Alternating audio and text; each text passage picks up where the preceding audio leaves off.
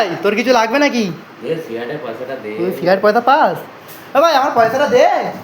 ও ভাই আমার পয়সাটা দে ভাই। আমার দাদা কোথায় গেল? ও পাপাই দা কোথায় গেলে? আমার পয়সাটা দাও।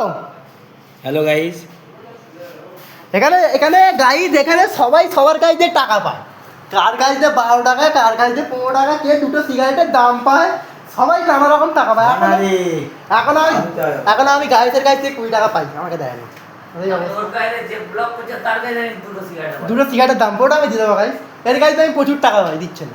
কেন দিচ্ছে না কি করে জানবো? আর তো আছে প্রচুর টাকা ব্যাংকে, দিচ্ছে না। আর দাদা দাদা কোথায় যাবে চান করতে? কোথায় যাবে দাদা? কাবাডি। কোথায় যাচ্ছে দাদা?